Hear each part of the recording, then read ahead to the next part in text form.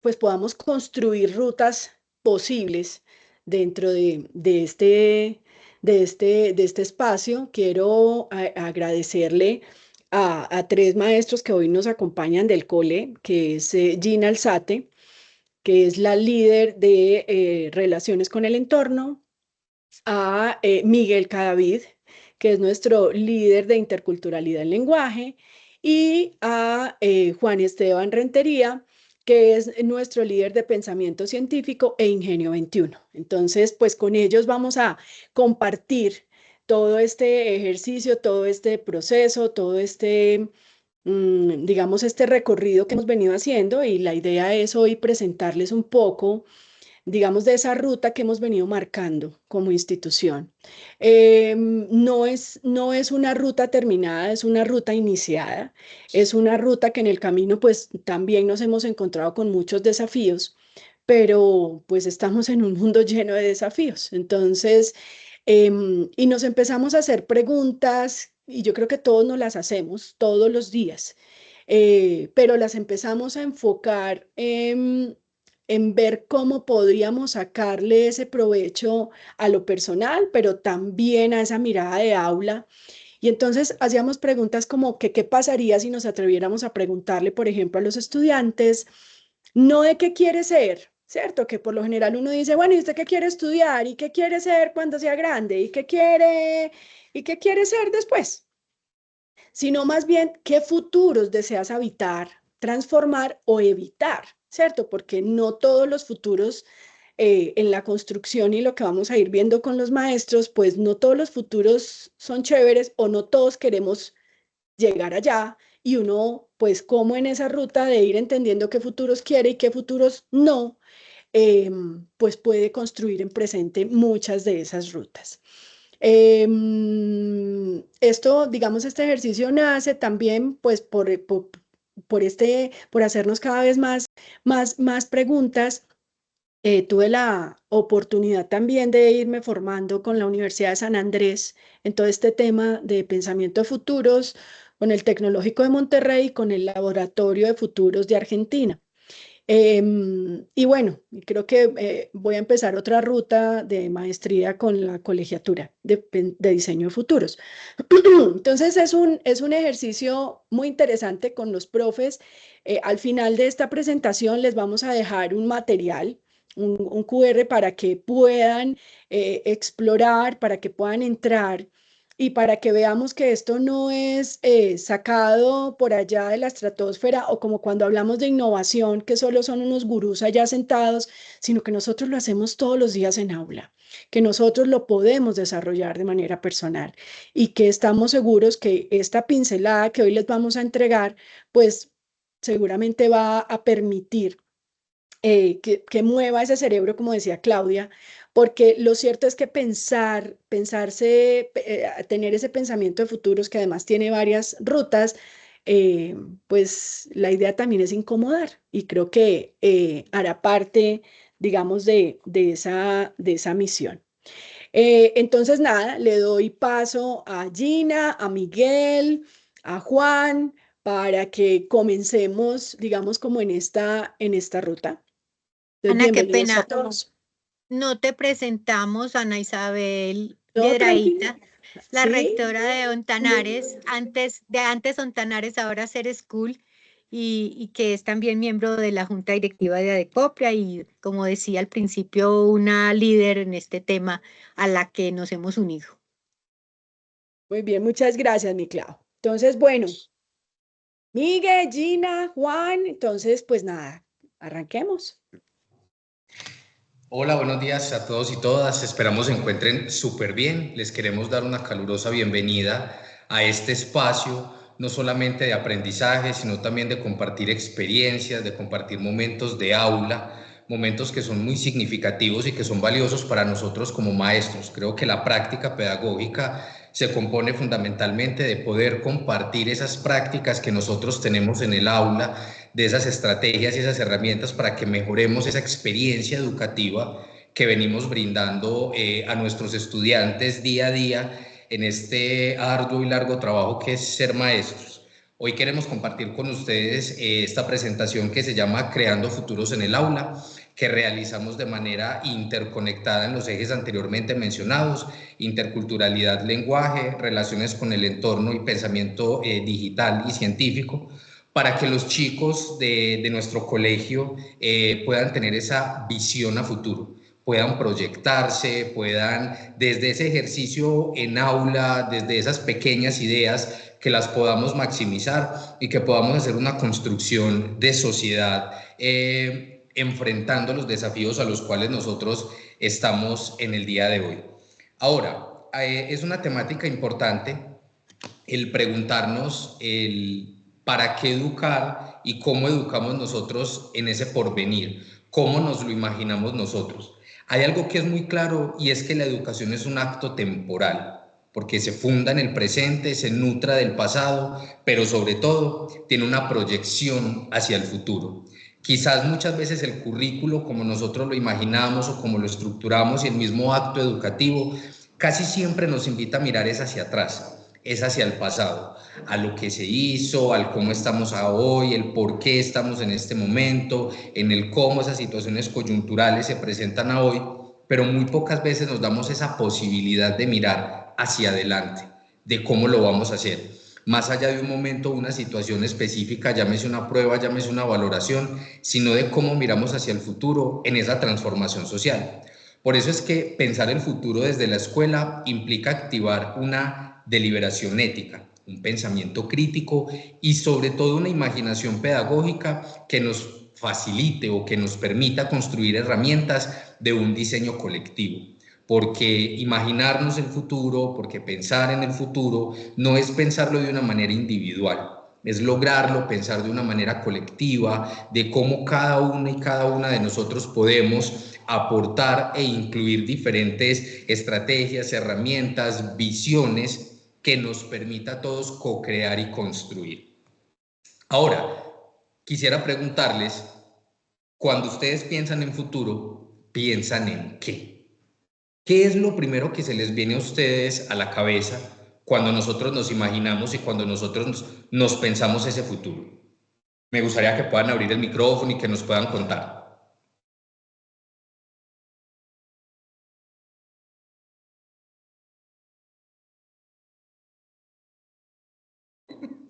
De a uno, con calma, sin pena, no hay ningún inconveniente. Están muy tímidos. A ver, cuando usted piensa en el futuro o antes, cuando estaba en el ¿qué pensa o qué piensa sobre el futuro? ¿Qué le trae a su cabeza, a su intestino, a su estómago, a su corazón?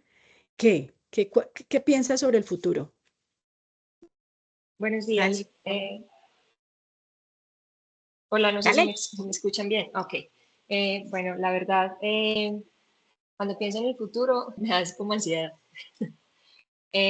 Siempre, bueno, ¿qué pasará? ¿Qué debo hacer para que el futuro salga, digamos, como lo estoy pensando? Entonces siempre pienso en gestión, en organizar, pero me genera cierto miedo, cierta ansiedad, el saber que hay muchas cosas que no puedo controlar. Yo creo que cuando me dicen la palabra futuro, eso es lo primero en lo que pienso. Kevin levantó la manito. Sí, muy buenos días. Lo que pasa es que ese pensar en el futuro nos lleva a un proceder en el cambio, ¿cierto? No somos los mismos que éramos el año pasado ni hace 10 años, y lo mismo sucede en el ámbito educativo. En este momento no estamos siendo lo que vamos a hacer dentro de un tiempo específico, por ejemplo. Eso era lo que les quería comentar. Sí, también quería opinar ante tanta tanto cantidad de opiniones. Entonces, bueno, no, creo que es como la necesidad de sostenibilidad, como de garantizar los mínimos básicos, ¿cierto? Es como lo que uno espera del futuro, cómo trabaja hoy para garantizar esos mínimos que, pues, para uno, ¿no? Los que son para uno, supongo. Muy bien. ¿Alguien más nos quiere comentar? ¿Alguien más nos quiere dar su opinión?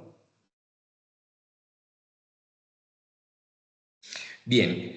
Creo que las respuestas que ustedes nos mencionan, incluso más allá de hablar de si son acertadas o no son acertadas, creo que es un reflejo incluso como sociedad de lo que nosotros pensamos en el futuro.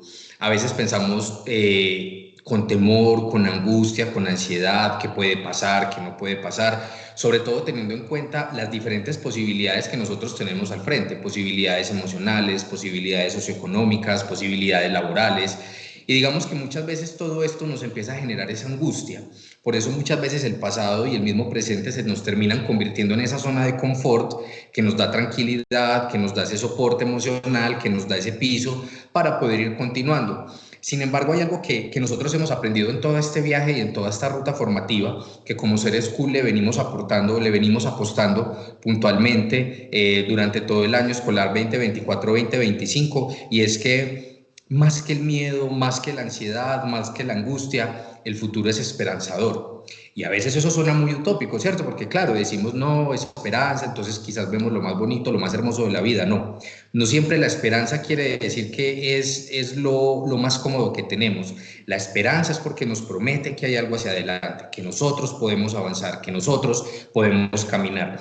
Y en ese sentido, el futuro no nos lo pensamos como una acción, sino que nos lo pensamos como futuros, porque no hay uno solo, podemos tener muchos.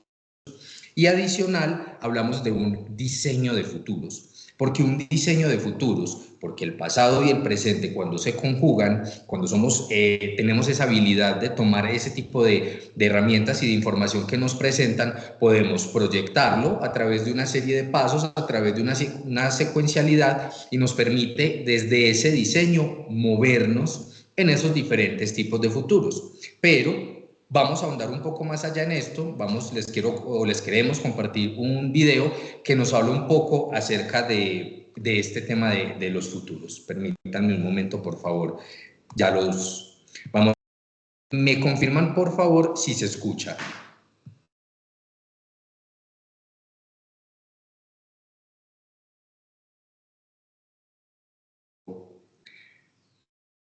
Solucionamos este percance con el audio. Permítanme un momento.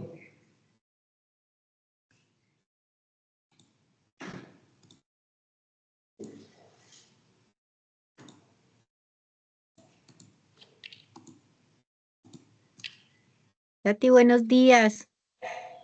Bernardo, Lady, buenos días. Mientras Miguel va como arreglando el tema para el video, es muy importante y veíamos que era muy pertinente, más que entrar de manera directa, que es lo que enseguida pues los maestros van a hacer, es contarles un poco de ese contexto, de ese pensamiento de futuros, ¿cierto? Este ejercicio no es nuevo, esta mirada no es una mirada que nació ayer, no, así como las metodologías ágiles, que tampoco son de ayer. Este es un ejercicio que nace sobre los 60 y empiezan a pensarse porque nace a partir de la prospectiva. Esta es la ruta por la que nace el diseño. De hecho, es una ciencia de futuros, ¿sí? Y a partir de esa mirada de ciencia de futuros, pues empiezan a desprender todos los elementos para el trabajo del diseño, que entre otras hay varios tipos de diseño. Cuando hablamos, por ejemplo, del diseño ficción, ese es un ejercicio que se hace hoy, se trabaja mucho, toda la mirada de diseño ficción, muy conectada también con el diseño, ¿sí? Digamos, la carrera de diseño, pero tiene un objetivo netamente pedagógico, tiene un objetivo de incomodar, tiene un objetivo de no de comercializar lo que se construya, sino de llevarte a otro nivel del pensamiento para desarrollar toda esta mirada creativa y crítica, ¿sí? ¿Listo, Miguel? Vamos entonces a compartirles Okay. el video.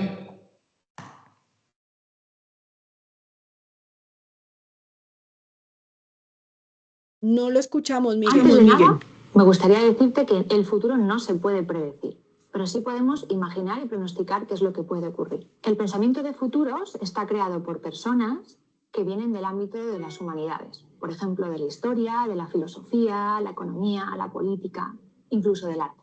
Antes de nada, me gustaría ser sincera.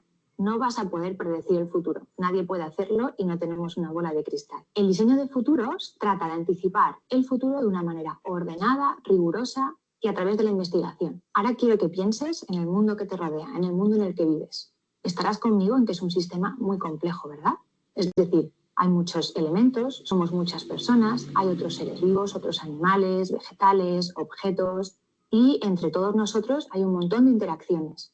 Todos estamos relacionados unos con otros. Por lo tanto, entre esas relaciones van a surgir un montón de consecuencias que va a ser imposible predecir hacia qué lugares van. Saber qué futuro es el que va a suceder es prácticamente imposible. Pero lo que sí podemos hacer es conocer todas esas relaciones y empezar a pronosticar o a imaginar qué es lo que puede surgir de todo ello. Como lo que sí que puedes hacer es conocer qué surge de todas estas relaciones y de lo que está pasando en el mundo, te invito a que tengas los ojos bien abiertos y que te fijes bien en todas las cosas que están cambiando a tu alrededor. También es muy importante que conozcas qué ha pasado anteriormente, que muchas de esas cosas son el origen de lo que estás viviendo hoy en día. A partir de ahí, con toda esta información, vas a poder empezar a extrapolar y a imaginar qué puede ocurrir en un futuro próximo. Otro principio fundamental de esta disciplina es pensar que no solo puede suceder un único futuro. Como pueden ocurrir múltiples cosas a la vez, no podemos pensar que solo hay una única versión del futuro. Por lo tanto, siempre pensamos en múltiples futuros posibles. Hablamos de futuro en plural. Quiero que incluyas esta palabra en tu vocabulario. Solemos utilizar una visualización muy útil para entender y trabajar con esta teoría de los múltiples futuros posibles. Se llama el cono de futuros y está creado por Joseph Boros. Este es el cono y, como verás, funciona como un haz de luz. Es decir, en este vértice de aquí a la izquierda es tu situación en el presente y por lo tanto está mucho más definido y acotado. A medida que pasa el tiempo y te vas acercando a cualquiera de los múltiples futuros, todo eso es mucho más difuminado porque todavía no sabemos qué va a ocurrir. Esta zona de aquí de la derecha es lo que simboliza el futuro y es donde vamos a emplazar los múltiples futuros posibles. Como verás, toda esta zona incluye lo que es posible que suceda. Y a medida que vamos teniendo foco y certidumbre, algunos serán plausibles y otros muy probables. Pero de todos los escenarios y de las visiones de futuro que vas a ir viendo, seguro que hay alguno que te apetece más que suceda. Y eso es un futuro preferible. Todo esto lo vas a conseguir trabajando de una manera ordenada, en base a una serie de ejercicios que forman parte de diversas metodologías. No te preocupes. Básicamente, trabajar con este tipo de visualizaciones y ejercicios te va a permitir trabajar de una manera más ordenada y más fácil con la información que recabes.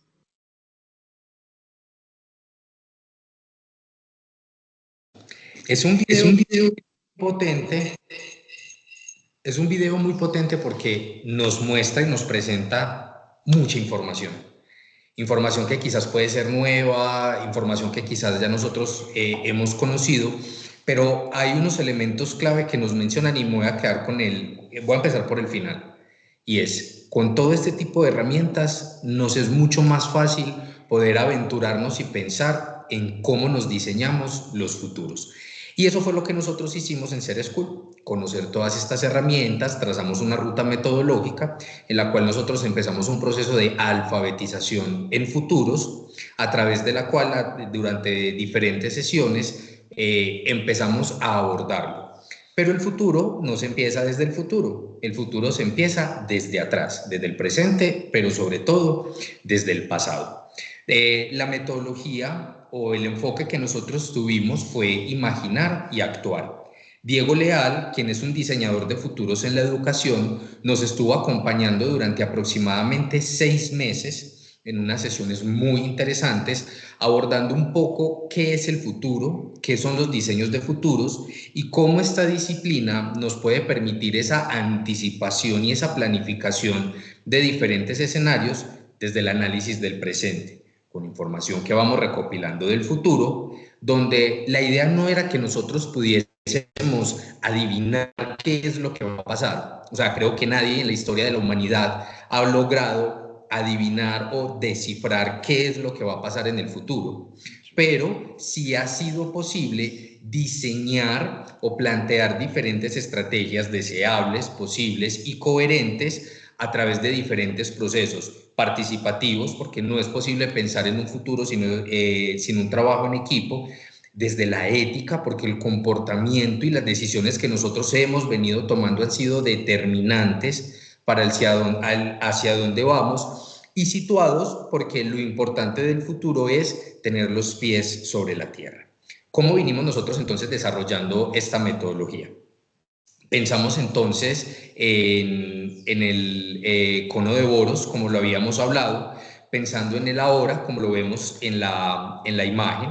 Nosotros estamos hablando del ahora, y ese ahora y ese hoy tiene una proyección que nos pueden ofrecer a nosotros diferentes perspectivas a lo largo del tiempo de qué es el futuro o de cómo son esos diferentes futuros. Hablamos un futuro absurdo, que es imposible, que es algo que nunca va a ocurrir, como por ejemplo yo a hoy no puedo ser un astronauta, entonces yo me lo puedo imaginar, yo lo pudiese desear, pero sé que es un futuro que no va a llegar.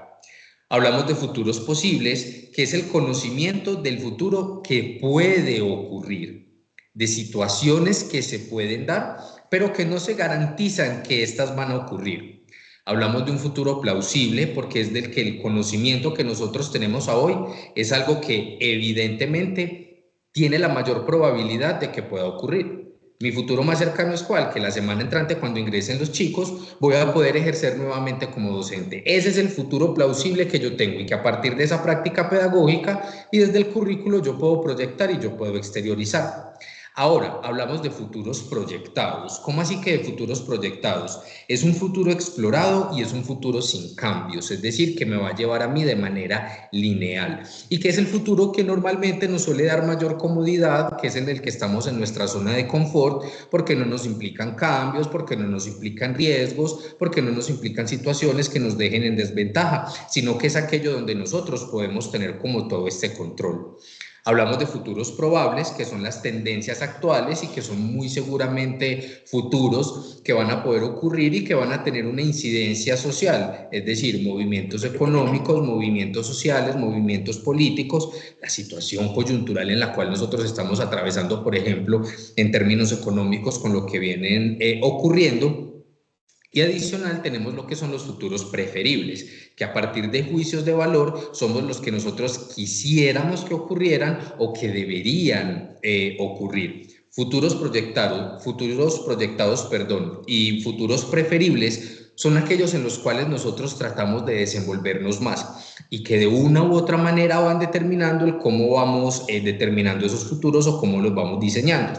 Sin embargo, aquí nos puede surgir una duda, y es: ¿ese futuro proyectado y ese futuro preferible realmente nos facilitan y nos permiten esa construcción de sociedad o mirar hacia adelante como quisiéramos, como debería ser, o como realmente las dinámicas han ido ocurriendo y nos han ido mostrando? Que de hecho la historia es un ejemplo palpable de cómo pensarnos ese futuro preferible o ese futuro proyectado ha ido determinando en muchas situaciones y en muchas circunstancias el caminar de la humanidad a lo largo del tiempo. Entonces, hay algo que es importante tener en cuenta a partir de todos estos futuros, y como lo veíamos y se los explicaba con Diego Leal, y es que nosotros somos parte de una historia en construcción. Si nosotros vemos esta gráfica, en el centro estamos nosotros aquí, hoy, en el ahora. Pero para que nosotros estemos aquí, tuvieron que ocurrir un montón de situaciones desde el pasado para que estuviésemos aquí. Por ejemplo, más o menos como en 1820, mi bisabuelo se desplaza de Pereira a Medellín, a vivir en lo que hoy se llama San Antonio de Pereira. Y él se conoce con Solina, mi bisabuela. Tienen muchos hijos, porque en esa época era tener muchos hijos, tienen 15 hijos, y de esos 15 hijos, una, Elena, mi abuela, decide salir de esa zona de confort, desplazarse a la ciudad de Medellín. En la ciudad de Medellín tiene una hija, Beatriz, que es mi mamá, y ella decide tener 3 hijos, de los cuales yo soy el último y estoy aquí. Es decir, todo ese trasegar histórico, todo este montón de situaciones, de decisiones que se tomaron, es lo que me permite hoy estar en este punto. Pero eso también implica, y en esa misma dinámica, que desde donde estamos hoy, nosotros también nos podemos proyectar, que las diferentes decisiones de las diferentes situaciones que tomamos, pero adicional, Todos los elementos socioculturales que nosotros tenemos a nuestro alrededor también van determinando diferentes caminos. Mi bisabuelo pudo haber elegido seguir viviendo en Pereira y no en Medellín. Mi abuela pudo haber decidido seguir viviendo en San Antonio de Pereira y no desplazarse a Medellín. Mi mamá pudo haber decidido tener 1 o 2 hijos y no tener 3. Es decir, si nosotros vamos mirando esa dinámica en el pasado, también podemos ir comprendiendo un poco cómo se van desplegando estas dinámicas hacia el futuro. Ahora, como lo hablábamos y lo mencionábamos ahorita, entonces, ¿para qué el pasado y para qué la información que se nos presenta del pasado? El pasado está compuesto, entre otras, por 2 elementos importantes que nosotros abordamos en la formación. Primero, lo que corresponde a mandatos, que son las creencias y los dichos. Es decir, mandatos. No, lo que pasa es que yo soy hijo de abogados, entonces yo voy a ser abogado. Ese es el mandato familiar. Debemos perpetuar esta actividad económica y social para poder seguirnos sosteniendo en el presente y en el futuro. Mis papás son médicos, entonces yo también voy a ser médico. No, nosotros estamos condenados a que no vamos a tener un poder económico o una adquisición de dinero importante, entonces como siempre vamos a vivir en esta situación. ¿Para qué la universidad? ¿Para qué el estudio? ¿Para qué arriesgarnos? El pasado está compuesto de toda esta serie de mandatos, de esas creencias que nosotros tenemos en la familia y de esos dichos que han ido calando. ¿Cómo así que dichos? Por ejemplo, es mejor malo conocido que bueno por conocer. Entonces, por eso yo mejor no me arriesgo. Porque es maluco, pero yo ya lo conozco. Mandatos, creencias y dichos han ido siendo, ¿qué? Una transformación, una construcción de nuestra personalidad, donde tenemos una personalidad adaptada y una personalidad excluida. ¿Cómo así que una personalidad adaptada? A partir de esas creencias y de esos dichos, nosotros hemos ido construyendo esa proyección y ese constructo social que tenemos. Entonces, claro, yo vivo en una parte determinada de la ciudad, mis papás nunca fueron a la universidad, no le ven ningún sentido, pues yo ¿para qué lo voy a hacer? Y mi personalidad adopta esa identidad y se lo cree y se lo repite. Pero a su vez, vamos también teniendo esa posibilidad de discernir entre esos dichos y entre esas creencias, vamos también teniendo esa posibilidad de tener una perspectiva incluso diferente a lo que se plantea, y ahí entonces ya estamos hablando de lo que se llama esa personalidad excluida, que también tiene ese constructo, que también tiene toda esa información que nosotros hemos venido acumulando a través de los años y que de una u otra manera van jugando un poco con esto. Mandatos y personalidad es lo que ha venido construyendo el pasado que nosotros hemos ido viviendo. Ahora, ¿cómo miramos esta información desde el presente? Esos mandatos, esas creencias y esa personalidad se puede ver reflejado, y por eso la pregunta de ahorita, ¿qué piensan ustedes del futuro? Y es el miedo. El miedo no es malo, el miedo es natural. El miedo es lo que nos ha permitido a nosotros sobrevivir y garantizar que el Homo sapiens sea la especie dominante en gran parte del planeta, sobre todo porque funciona como un mecanismo de defensa. Claro, si yo voy caminando a las 10 de la noche en una calle sumamente oscura, el miedo me va a invitar, 1, a salir de ese espacio, o 2, incluso a salir corriendo. Y de verdad no sé si les ha pasado que a veces uno está por la calle y alguien se le acerca y inmediatamente el miedo invita a alejarme de esa persona porque se me acerca. Claro, yo no la conozco, el sitio, la zona. El miedo es natural y el miedo es importante. Y es una respuesta a la ansiedad. Ahora, cuando el miedo nos empieza a limitar, cuando ya es la ansiedad la que empieza a generar esas voces internas, a tomar esas determinaciones, a darnos esas sugerencias del por qué no nos deberíamos mover de cierta manera, el miedo empieza a actuar, y ahí es cuando vemos que nuestro futuro es algo lineal, es decir, estoy aquí, voy a dar el segundo paso, el tercer paso, el cuarto paso, para llegar a ese punto donde yo quiero estar, porque es donde me da tranquilidad. Y el miedo es el combustible del ego, pero no el ego entendido como ese amor propio, que obviamente es importante, sino ese ego que da respuesta a ese miedo a lo nuevo, a ese miedo a la incertidumbre. Y cositas así como, pues si yo llevo siendo docente 20 años y he tenido estas mismas prácticas, hombre, ¿para qué las voy a cambiar? O sea, si la experiencia, si el pasado me ha dicho que esta es la manera de aprender, entonces hagámoslo. Y por ejemplo, desde el saber específico, en este caso lenguaje, pasa mucho con los temas de lectura. Si yo aprendí leyendo con Gabriel García Márquez, pues todos vamos a aprender a leer con Gabriel García Márquez. Llega un estudiante, me propone un libro nuevo y el miedo y el ego responden, no. No, porque como no es algo que conozco y la experiencia me ha dicho que con Gabriel García Márquez sí o sí todos aprendemos a leer, lo vamos a seguir haciendo. Sobre todo porque el futuro también nos genera incertidumbre, de no saber qué es lo que va a pasar, de no tener ese control, de no tener ese dominio de lo que puede ocurrir, y el ego nuevamente nos va generando esto. O por ejemplo las comparaciones. No, lo que pasa es que a este profe le va mejor que a mí en estas prácticas pedagógicas, entonces yo mejor sigo en mi zona de confort, yo no cambio porque no tengo sus mismas habilidades, porque no tengo sus competencias, porque es que yo veo que a él le funciona y a mí no me funciona. Entonces, todas estas situaciones que tenemos del pasado, los mandatos, esa personalidad que hemos venido construyendo y en el presente lo que se refleja en el miedo y en el ego es lo que de una u otra manera nos ha venido trazando ese pensarnos en el futuro. Y sobre todo porque aquí tenemos una palabra muy interesante y es la incertidumbre, ese miedo a lo nuevo, ese miedo a lo que va a ocurrir. Pero es que resulta que en el futuro o para el diseño de futuros, la incertidumbre es el insumo principal, porque es donde lo estable empieza a oscilar. Es decir, ese cambio o los cambios que nosotros hemos tenido en la vida han sido más palpables cuando la incertidumbre ha estado acompañando ese cambio, cuando ha sido el motor. El pasado nos genera aprendizaje, en el presente nosotros tomamos acciones, esas acciones se permean por esa incertidumbre y ahí es donde nosotros podemos hablar de diferentes futuros, de esos futuros absurdos que quizás no van a pasar, de esos futuros posibles, de esos futuros deseados, de esos mismos futuros plausibles o esos futuros proyectados en el cual vamos de una manera secuencial y de una manera lineal.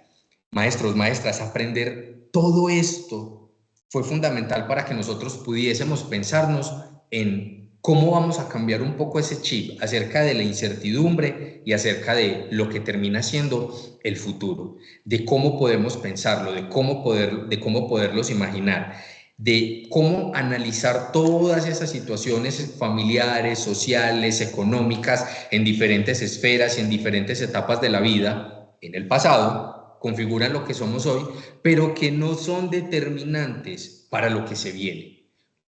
Recopilar toda esta información, entender toda esta información, comprender todo lo que ha venido siendo y en el dónde estamos hoy, nos permite tener perspectiva, que tal cual como nos lo muestra el cono de Boros, nos permite ampliar muchísimo más la perspectiva y la visión de hacia dónde queremos ir.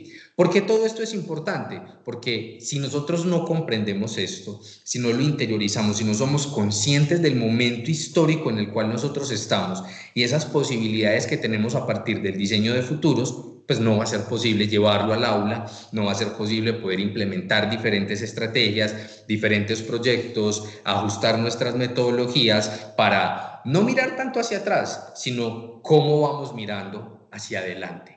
Cómo estos saberes específicos que tenemos, cómo esas prácticas pedagógicas y didácticas que tenemos en el aula nos van a permitir entonces potenciar y avanzar muchísimo más. En ese sentido, entonces, nosotros hablamos de futuros posibles y tenemos dos elementos. El factum, que son los rastros del pasado, los datos de cómo se comporta el presente, más el futura, es decir, esas imágenes mentales y esas representaciones de aquello que se puede venir, es decir, de los anhelos.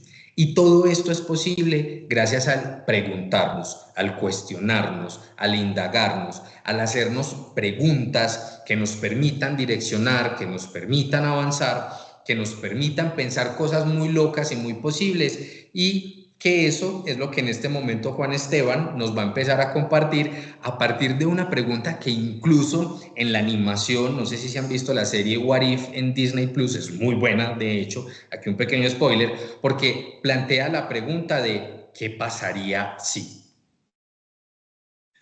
Bueno, entonces, miren que es una cosa muy interesante porque nos abre un montón de posibilidades Y miren que los primeros que tuvimos que abrir la mente fuimos nosotros, los profes. No se puede llevar el pensamiento de futuros al aula si primero no lo hacemos nosotros. Por ejemplo, en la experiencia de la formación que les estaba contando Miguel, no era directamente aplicada de una a la clase, sino que primero tocaba conocerse a sí mismo. Entonces, aquí los invito a eso, a abrir la mente, a que lo vamos a hacer la experiencia primero nosotros para poder luego mirar cómo la llevamos a nuestras aulas. Y las preguntas es, bueno, ¿y qué pasaría si en 10 años tal cosa? ¿O qué pasaría si, cómo se imaginan cosas? Y aparecen un montón de, digámoslo así, de posibilidades y de respuestas muy interesantes. Incluso antes de continuar con esto, queremos compartirles a ustedes un Padlet y vamos a hacer ese ejercicio potente, tal cual como Juan Esteban nos los está planteando, a partir del ¿qué pasaría si? Permítanme un momento, se los voy a compartir en el chat para que nosotros lo vayamos dimensionando, para que lo vayamos mirando. Y con algo muy cercano a nosotros, con algo muy inmediato, y son nuestros estudiantes, los chicos en el aula, con quienes hoy ya estemos nosotros entonces recibiendo las clases junto con ellos, con quienes nosotros recién apenas vayamos a empezar. Entonces, por aquí en el chat les voy a compartir el Padlet. Ya se los acabo de enviar. Y en este Padlet vamos a hacer este ejercicio breve. Vamos a cerrar los ojos por un momento y nos vamos a imaginar a estos estudiantes en 15 años. Y vamos a responder la pregunta, ¿qué estarán ellos enfrentando en esos 15 años? ¿A qué se estarán enfrentando ellos? ¿Cuáles serán esas situaciones económicas, sociales, políticas, ambientales, tecnológicas, todo lo que a hoy nos viene generando esa inquietud? Y vamos a dejar el comentario. No necesariamente tienen que dejar su nombre, lo pueden dejar de manera libre. Recuerden que en estos ejercicios no hay respuestas correctas o incorrectas. Y no juzgamos. Eso es súper importante. Muy bien, hay respuestas. Entonces, queremos que lo haga, queremos que ustedes ingresen, que miren, que también pensemos qué recordarán ellos de su paso por el colegio. Que incluso es un ejercicio muy bonito que también aplica para nosotros.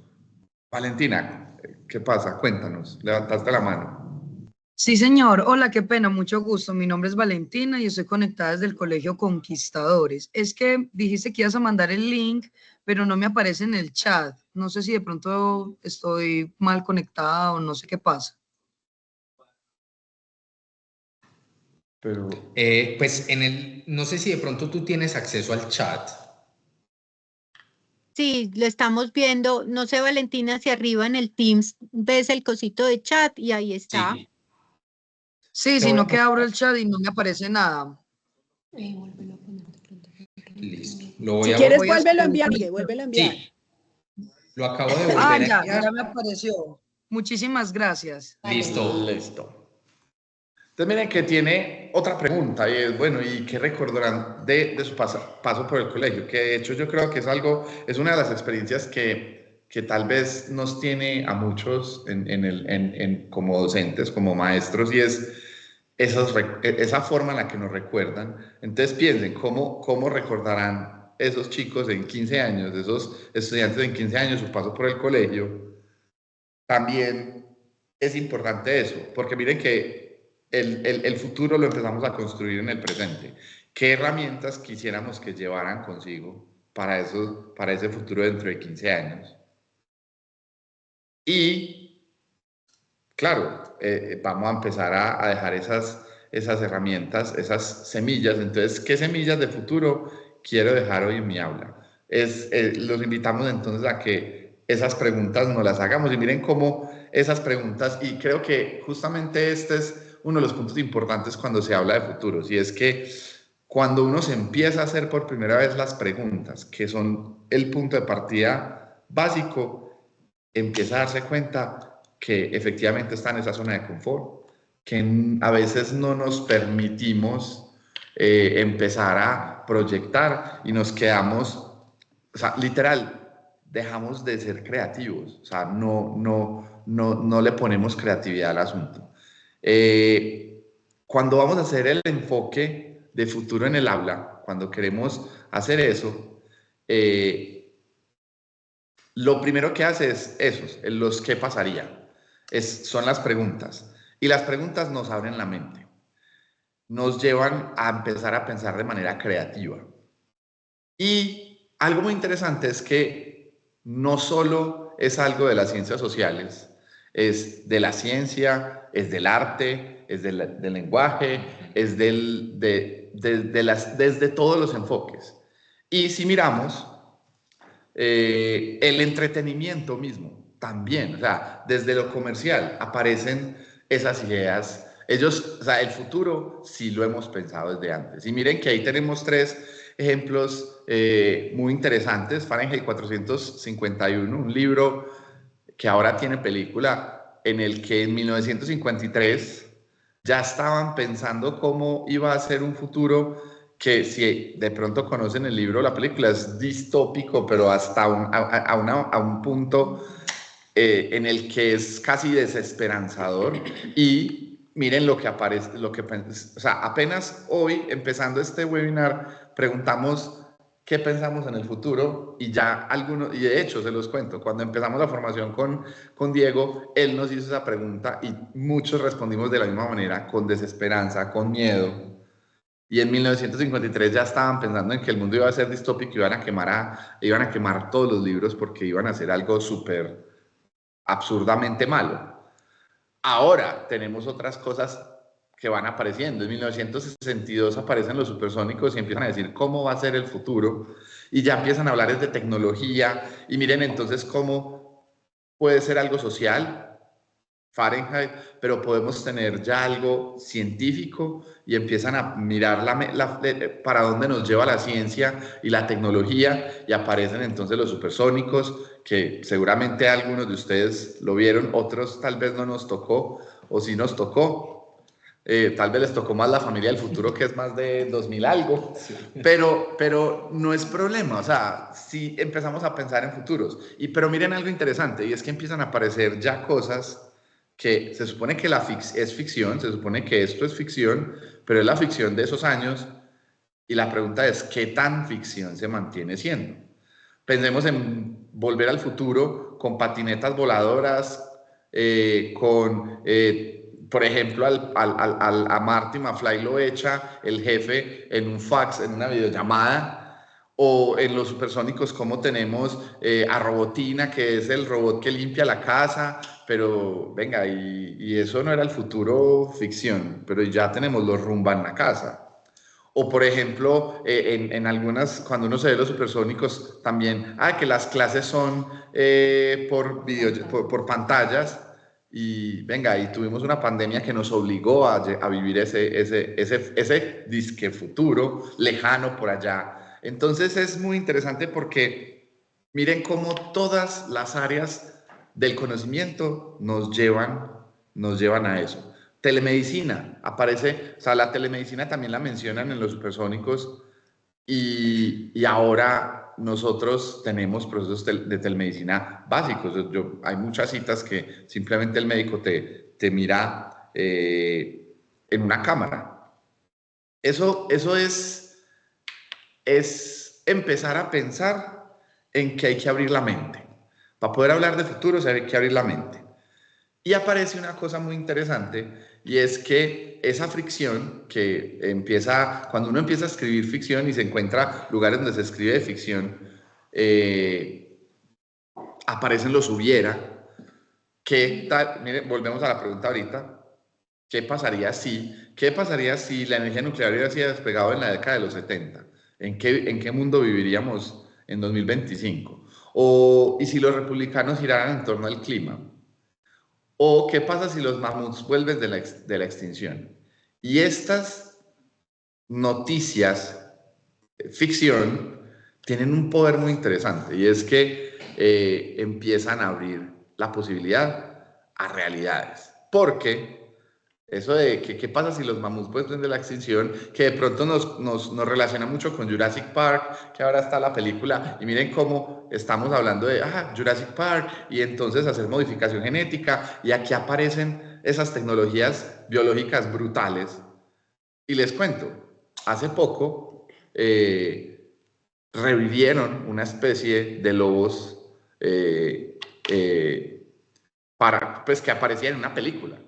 Entonces esa idea de que qué pasa si los mamuts vuelven a extinción, que tal vez era una noticia ficción, no es ficción. Y la tecnología actual del DNA recombinante, de la edición genética, todo lo que tiene que ver con ese mundo de las ciencias biológicas nos está mostrando cosas brutales. El proyecto jurásico de revivir al mamut lanudo tal vez no esté tan lejos de la realidad. Ahora piensen en hace mucho tiempo cómo era, pues hace mucho tiempo la medicina cómo era y cómo ahora llega a donde nos ha llevado. Entonces, miren cómo proyectar el futuro y pensar en futuros, tal vez, es lo que permite realmente hacer esa transformación. Y miren cómo, y aquí es importante y quería llegar a eso, y es que hay que darle sentido. Si yo quiero llevar al aula el pensamiento de futuros, tiene que tener un sentido. Y miren cómo el sentido es también los logros. Si yo me proyecto en futuros 10, 15, 20 años, como por ejemplo lo que está en el Padlet, que ya ahora sí nos vamos a ir mirando qué respuestas nos dieron, realmente me van a permitir que ellos sientan que aprender el futuro vale la pena. Vamos a ver aquí, leamos a ver qué nos encontramos. Bueno, ¿qué estarán enfrentando en 15 años? Tenemos el posicionamiento social y económico desde el desarrollo tecnológico y los cambios en interacción con el otro. Potente. Fuerte porque las interacciones. Y estamos dando un viraje social y económico importante a hoy. O sea, no es como la historia que uno la veía atrás y uno decía, ay, bueno, sí, esto pasó en el Imperio Romano, esto pasó con los españoles. No, estamos construyendo historia. Y a eso es hacia lo que van los chicos. Kevin nos cuenta el contexto de la época permeado por cambios significativos. Por ejemplo, conformación de una familia, el ejercicio de una profesión, ser en una sociedad adulta. Claudia nos dice, dificultades ambientales, un mundo de adultos más que de jóvenes y cierta deshumanización.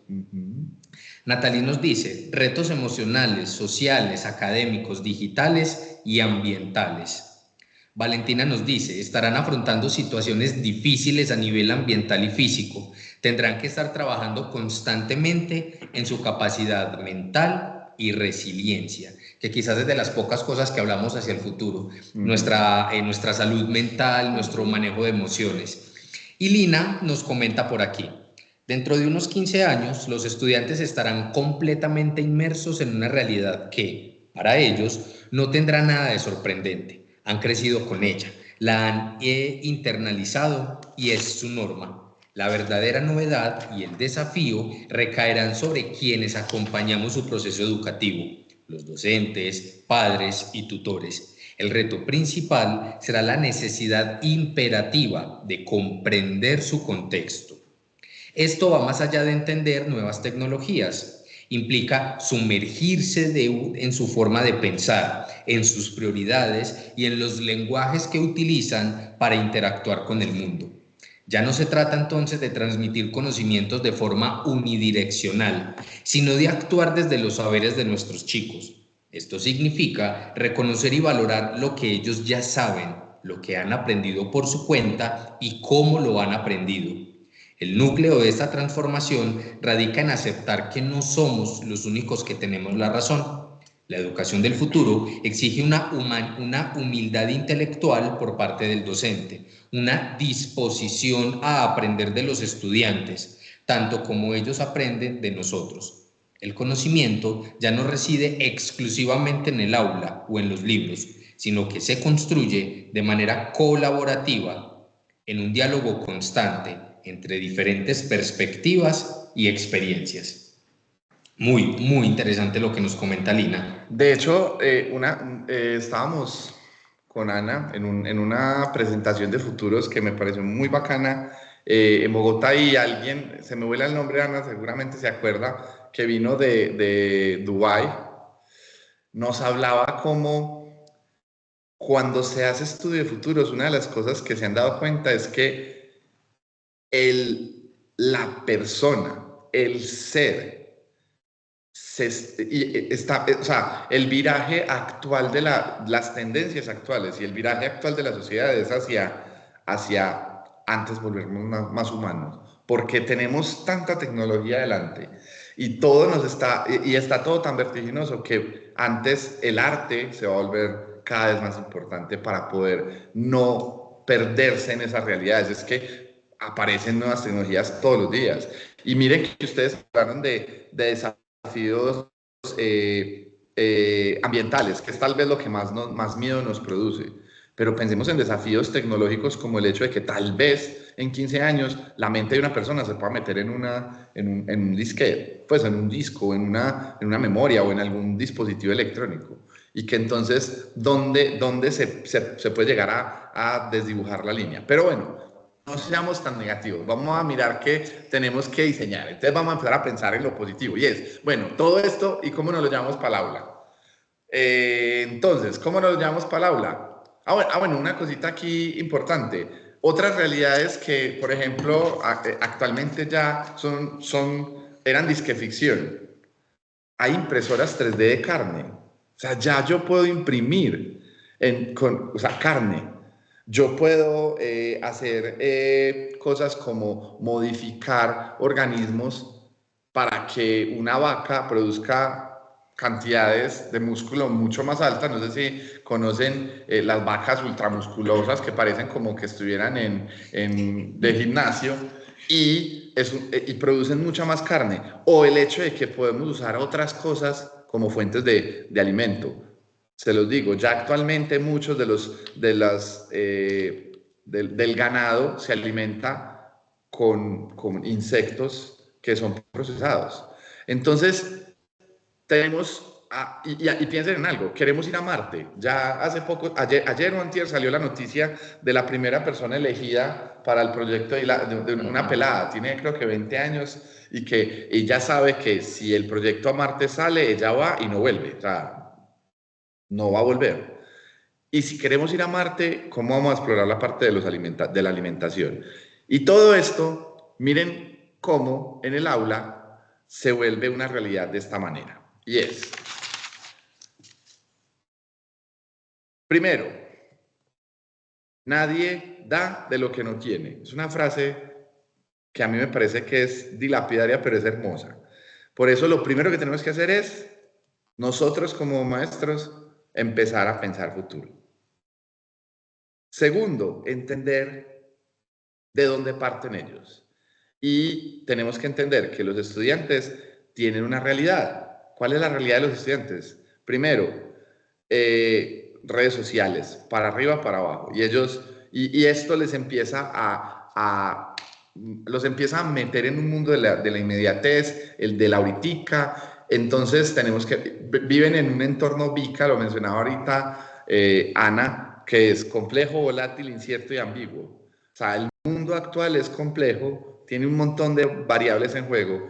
Volátil porque cambia permanentemente, incierto porque no sabemos realmente si las cosas se van a mantener como están, y ambiguo porque hay muchas posibles formas de ver el asunto. Entonces eso de entender lo que está pasando, y es a toda velocidad. Ellos quieren todo ya, y ¿qué pasa? Ellos... No sé, algunos estudiantes en séptimo, octavo, en noveno, ni siquiera se plantean ya qué quiero ser cuando sea grande o qué quiero estudiar.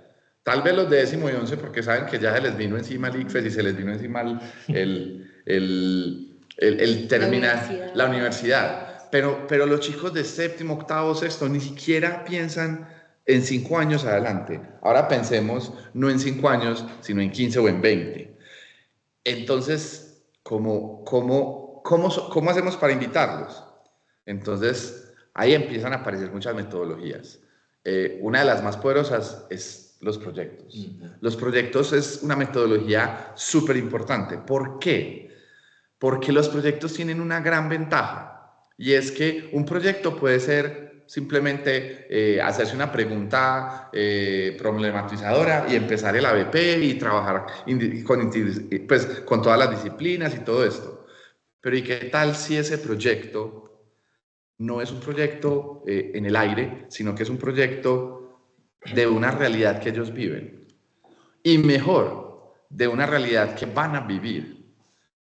Eso es importante. Por ejemplo, que resuelvan una situación que es de su ciudad, es de su barrio. Y entonces aparecen un montón de posibilidades muy interesantes, y aquí es donde entramos en un ejemplo. Vamos a contarles un pequeño ejemplo de cómo esos proyectos, y ese es uno de los métodos más interesantes, nos llevan a algo poderoso que piensa en futuro. Bueno, entonces, contarles un poquito.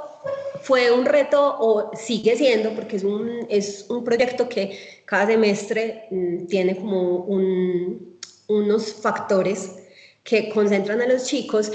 Es un reto muy complejo, es porque digamos que lo desarrollamos dentro del seminario de historia. Entonces es como llevamos esa reflexión a los chicos de que la historia no es algo de repetir como unos loritos, ¿cierto? Es como yo como profe de historia te voy a contar qué pasó y eso cómo afecta lo que estamos viviendo hoy y vamos a llegar hasta ahí. Entonces claro, hay que entrar como a la historiografía, hay que empezar a revisar, bueno, de dónde nos vamos a parar, ¿cierto? Para poder hacer esa construcción teórica que nosotros necesitamos para sostener el proyecto. Entonces hablamos de la historia crítica, ¿cierto? De cómo esa historia no nos quedamos repitiéndola como unos loritos y pasó esto y entonces el 7 de agosto de 1819 en el puente de Boyacá. No. Entonces sí, hay que conocerlo y hay que conocer qué pasó, por qué, eso cómo nos afecta hoy, pero y entonces eso a futuro, ¿qué? ¿Cierto? Yo cómo puedo a partir de esa información empezar a construir otras posibilidades en el futuro. Y lo más interesante que ustedes van a ver con estos tres, con estos tres ejemplos de nuestro proyecto, es que ni siquiera ellos están inmersos completamente en esas realidades, sino que los estamos invitando a pensar como ciudadanos colombianos, cómo pueden construir ellos futuros posibles, futuros donde conectemos lo que sucedió en el pasado, por qué sucedió, eso cómo está afectando a la población ahora, y yo como ciudadano, hoy, ¿qué puedo proyectar para esa población? Eso tiene un objetivo puntual y suena frase de cajón, pero es cierto, es que nosotros estamos formando las futuras generaciones. A lo mejor estamos formando el futuro alcalde de Medellín, a lo mejor estamos formando el futuro presidente, a lo mejor estamos formando los futuros astronautas, los líderes ambientales más importantes en 10 o 15 años. Entonces, venga, ¿cómo la ética, cierto? Cómo el pensar en ese futuro, pero no solo para mí, como lo comentaban ahorita los muchachos, sino cómo lo pienso para los demás.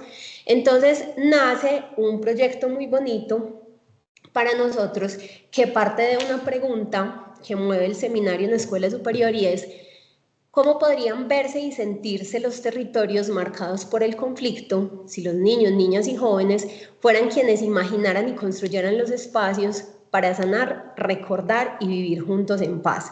Entonces decíamos, bueno, hablemos del conflicto. Y entonces tenemos una cátedra y entonces hay que hablar de la historia de Colombia. Y claro, esto es una sociedad que ha venido marcada por el conflicto, pero entonces, bueno, ¿cómo lo rompemos? ¿Cómo rompemos esos mitos? ¿Cómo los llevamos a que no nos quedemos en un polo o en otro polo? A que no nos quedemos en que esto pasó, entonces me voy a quedar sumergido en el dolor, sino venga, ¿cómo nosotros como sociedad somos resilientes y podemos empezar a hablar de paz? Entonces nace el proyecto más hermoso del mundo mundial. Me voy a animar mucho y me perdonan, pero es que de verdad, o sea, es muy lindo, es muy bacano. Lastimosamente no les vamos a poder presentar los tres, pero vamos a hablar de los tres, pero vamos a presentarles solo uno, que es nuestro bebé, es el del semestre pasado, el consentido. Bueno, entonces les vamos a contar, nace Onta House. Onta House es una firma constructora, los chicos hace 2 promociones fueron quienes denominaron esa firma constructora Onta House. Es una experiencia pedagógica situada, es decir, ahorita cuando les hablemos un poco de la metodología se van a dar cuenta que cada semestre ellos toman una problemática, ¿cierto? Entonces, a pesar de que hay una línea de trabajo donde hablamos de problemáticas reales y desarrollamos el pensamiento proyectivo y los invitamos a que dentro de ese espacio pongamos propuestas que lo resignifiquen y que dignifiquen la memoria de lo que ha pasado en el país, no es cada semestre el mismo, sino que los llevamos a, bueno, ¿qué hacemos y qué proyectamos en este espacio? ¿Qué proyectamos en este espacio? Entonces, listo, ruta metodológica. Aquí lo que vamos a tener en este momento es una conversación. Listo, esta ruta metodológica nace desde el Seminario de Historia de Relaciones con el Entorno, pero resulta que fue muy complejo porque entonces, bueno, empezamos a decir, listo, vamos a hablar del conflicto armado en Colombia y cómo ese conflicto armado ha afectado a la sociedad, ¿cierto? Y vamos entonces a escoger en esas acciones violentas que han afectado a la sociedad, vamos a invitar a los chicos a escoger una acción violenta y analizarla. Entonces decíamos, pero entonces aquí hay un tema ambiental muy complejo. Entonces yo decía, Dios mío, ¿yo por qué estudié historia? Y entonces no hice unos cursitos en agronomía en la universidad. Entonces yo dije, pero pues por Dios, si tengo a Juanes y es el más teso del asunto, entonces muchachos, ¿para dónde Juanes? Entonces eran espacios de encuentros de aula donde, hola, nos saludamos muy bonitos, miramos quién no está, qué pasó con los compañeros, chun chun, ¿usted qué? No, yo tengo que ir a buscar a Juanes porque es que resulta que tengo un problema con un pozo séptico, porque es que resulta que, por eso nos soñamos una cosa loquísima del Amazonas, entonces ¿qué vamos a hacer? Y la madera y el impacto ambiental, entonces ¿para dónde Juanes? No, pero entonces también hay que recopilar una información y tenemos un asunto y unas conversaciones con unas víctimas, entonces bueno, eso cómo lo sistematizamos, no, donde Miguel, entonces había muchos encuentros de aula, o se presentan, no había, sino se presentan muchos encuentros de aula, donde esa construcción colectiva no se queda acá, dentro de este espacio, dentro de esta cajita, sino que tenemos que empezar a salir. Ya les vamos a contar, porque también hay un tema de articulación con familias, hay un tema de articulación con los colaboradores del colegio, pues muy chévere. Entonces arrancamos pues como con esa primera fase que tiene como objetivo comprender el presente como punto de partida para proyectar futuros posibles. Entonces ahí hablamos, por ejemplo, de la producción de infografías interactivas, de cápsulas audiovisuales, de informes territoriales, donde entonces la idea es comprender qué está pasando en este momento, en ese contexto, ¿cierto? Ya hemos indagado, ya hemos investigado, ¿cierto? Entonces en la historia vamos, qué pasó, cuáles fueron las acciones violentas que se dieron en el territorio, qué pasó con esas personas, aún habitan el territorio, tuvieron que salir desplazadas y generar otros fenómenos. ¿Qué ha pasado ahí? Ya eso está, digamos, en ese proceso de indagación, entonces ahora es bueno, ¿y eso a hoy qué? ¿Eso a hoy cómo nos afecta? Entonces empezamos a verlos desde diferentes ejes de pensamiento, ¿cierto? Entonces ahí nos articulamos un poco como lo vemos en la diapositiva, con pensamiento científico, con pensamiento digital, con habilidades del lenguaje, y empezamos también como a contactarnos desde relaciones con el entorno, buscar esa puerta para contactarnos con esas víctimas y poder entender realmente qué es lo que ellos necesitan. Por eso cuando inicié con la intervención les decía que creo que una de las cosas más ganadoras es llevarlos a pensarse en el otro, ¿sí? Porque no es un espacio que yo voy a habitar y que a mí, yo voy a proponer algo que a mí, pues que es solo para mí, que a mí me gusta, sino ¿qué necesita esa comunidad que no lo tiene hoy, no lo va a tener en 3 años o en 5 años? Pues tenemos proyectos muy locos, pero si yo como joven de este país, ¿qué quiero dejarles en el futuro y para qué quiero como marcar ese espacio? Listo. Entonces nace la siguiente pregunta que nos hacemos y es con los chicos, bueno, entonces, ¿qué espacios necesitamos imaginar y construir hoy? ¿Qué necesita esa población o esa sociedad hoy para que el dolor no se oculte bajo la tierra, sino que florezca como memoria viva y como camino hacia la reconciliación? ¿cómo marcamos la memoria en el espacio? Entonces empezamos a buscar referentes, ¿cierto?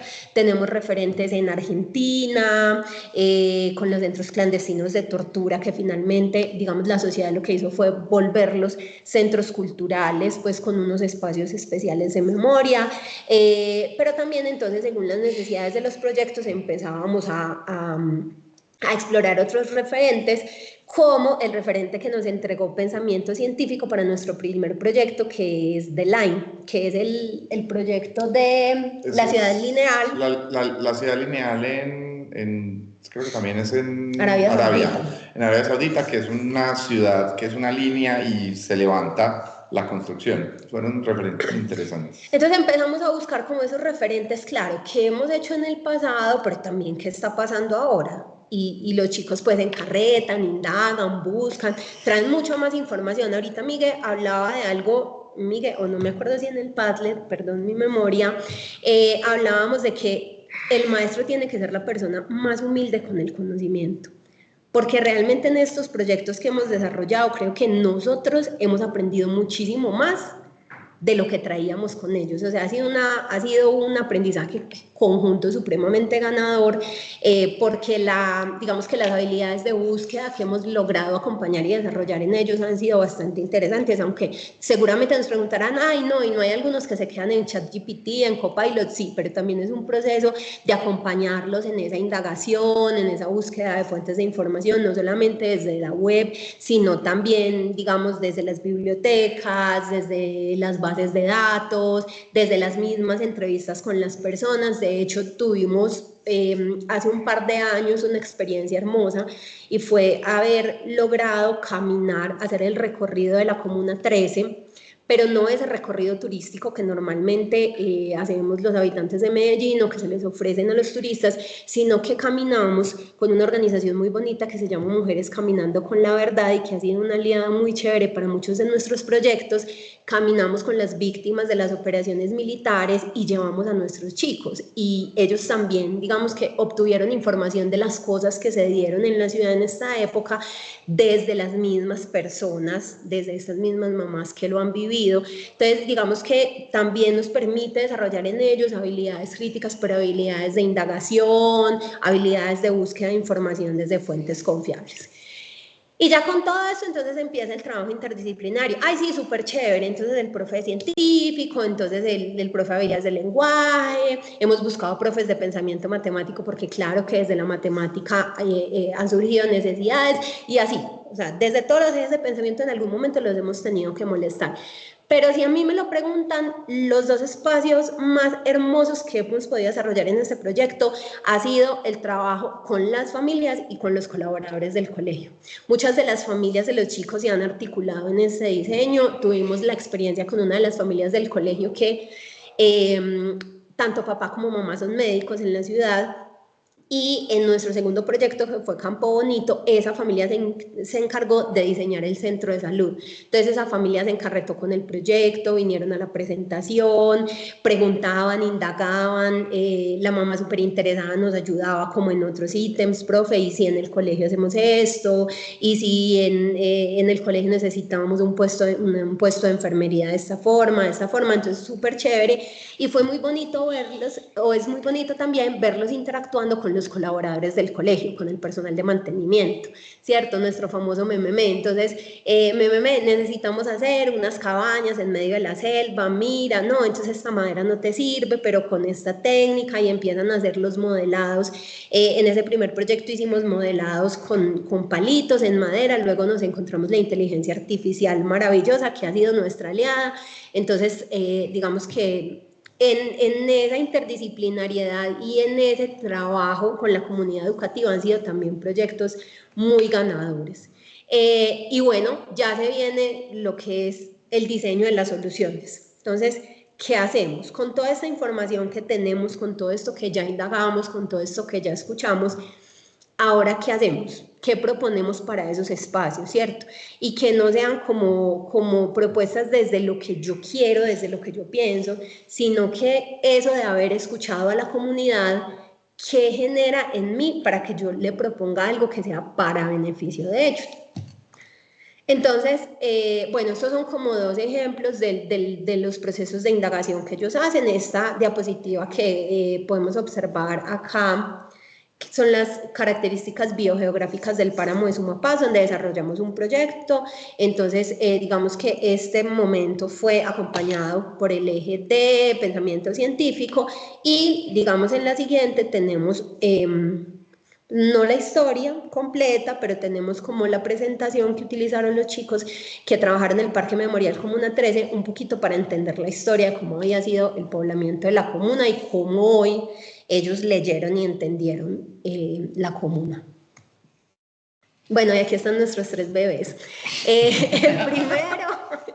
El primero, el que tenemos aquí de las casitas, es el proyecto de WATSI-TT. WATSI-TT es un proyecto que nace después de ver una serie que se llama Frontera Verde en Netflix, mejor dicho, súper recomendadísima, y nos lleva a preguntarnos o a indagar todo el tema de las comunidades indígenas, de qué pasó con todo ese problema de la cauchería, pero sobre todo después de ver la serie de Netflix, qué pasa con el conflicto en esa región y por qué nuestros indígenas tienen que salir de la selva, ¿cierto? Ahí tocó entender un poco como esa relación de los ticunas, de los huitotos, que un poco se presenta en la serie, intentar como profundizar ahí en el asunto, para que ese diseño precisamente de esas casas que ustedes ven ahí fuera respetuoso con la comunidad. Entonces nace WATSI-TT. WATSI-TT es un proyecto de vivienda de interés social en medio de la selva del Amazonas, donde los chicos proyectaron la construcción de casas y proyectaron la construcción de unos apartaestudios para que los jóvenes que estudian en la Universidad del Amazonas o en la Universidad Nacional, pues en la sede de Frontera, pudieran también habitar en la selva. Salieron N cantidad de retos, por así decirlo, ¿cierto? Entonces, ¿cómo habitamos la selva? ¿Qué materiales vamos a entrar? ¿Vamos a entrar a caballo? ¿Vamos a poner carros? O sea, salieron muchísimas cosas de, ¿realmente eso sí se podrá a futuro? Esa fue nuestra primera experiencia y nos sentíamos como en los supersónicos, como esto en la selva del Amazonas, ¿será que realmente sí es posible? Bueno, un proyecto hermosísimo. Luego entonces tenemos nuestro segundo proyecto que les mostramos también, es un proyecto de vivienda que se llama Campo Bonito y nace de preguntarnos cómo fue la población, digamos, del pie del páramo en Sumapaz, en Bogotá. Estábamos hablando como de toda la problemática del agua.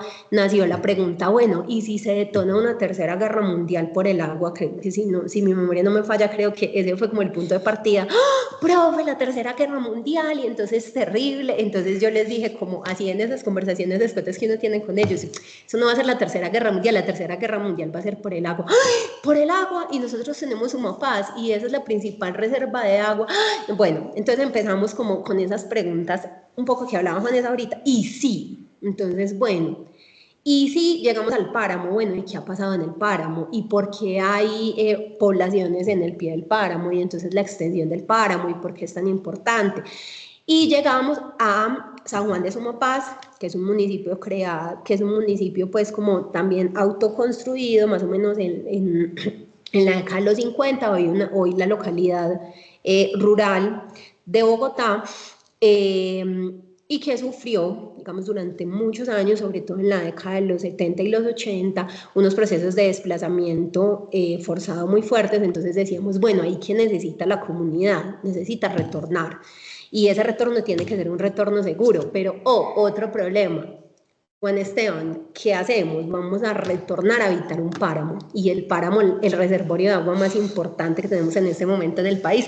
Entonces, bueno, ahí también se generaron un montón de conversaciones. Entra lo ambiental, entra el cómo los organismos vivos en un páramo interactúan y qué pasaría entonces con la interacción con quien llegue, cómo va a haber esa afectación en los organismos vivos. Eso es una belleza. Bueno, y aparecen también conversaciones entonces en torno a, bueno, y la base de la construcción ahí, ¿qué? Entonces vamos a hablar vamos a reconocer solamente los elementos de las comunidades indígenas, o también hay elementos desde las comunidades campesinas, hay unos más importantes que los otros, o sea, porque tener en cuenta, digamos que los 3 proyectos, ya vamos a abrir el último proyecto, digamos que en los 3 proyectos era como pensarse en el otro, y no pensarse en el otro ya, sino pensarse en el otro, pensar en el otro a futuro y en lo que el otro necesita y en lo que yo le puedo como proyectar al otro. Y bueno, entonces ya ahí tenemos nuestro 3er proyecto, es el último, como les contábamos, es nuestro bebé, ya Miguel por acá nos está ayudando para abrirlo. Esta es la presentación que desarrollaron los chicos, se llama Parque Memorial Raíces de Vida, y es un proyecto que ellos se sueñan, ¿cierto? También el tema de futuros es soñarse. Se sueñan qué podemos hacer en La Escombrera, en Medellín, que precisamente cuando arrancamos con el proyecto sale la noticia de que empiezan a encontrar los cuerpos de algunas víctimas en ese espacio, y también empieza como el bombardeo en redes de si son víctimas, no son víctimas, entonces, y qué tal, qué, todas esas preguntas. Entonces empezamos como a indagar un poquito, bueno, ¿y dónde estaban nuestros papás? ¿Cómo así que esto fue como en medio de la Feria de las Flores? O sea, ¿y qué pasó allá? Entonces arrancamos, obviamente, digamos que con la historia, ¿cierto? Entendiendo un poco la comuna de donde salió. Las imágenes que ustedes van a ver en la presentación, voy a intentar no demorarme mucho, no apasionarme mucho, pero las imágenes que ustedes van a ver en la presentación son todas imágenes creadas con inteligencia artificial, y todas fueron instrumentos de valoración que permitieron que nosotros fuéramos evaluando el proceso de comprensión de todo, digamos, de todo ese acervo conceptual que los chicos necesitaban. Entonces, bueno, y la ubicación estratégica. ¿Por qué sucedieron acciones de violencia en la comuna? ¿Qué es lo que pasa en esa comuna? Entonces, bueno, cómo, digamos, desde la geografía, cómo desde lo ambiental, cómo desde las rutas que hay por ahí, dónde están ubicadas. Nos damos muchas veces cuenta, por ejemplo, que los chicos no están ubicados en la ciudad, ¿cierto?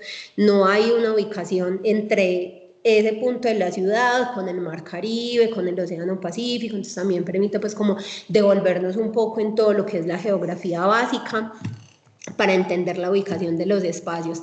Luego entonces los actores del conflicto, ¿cierto?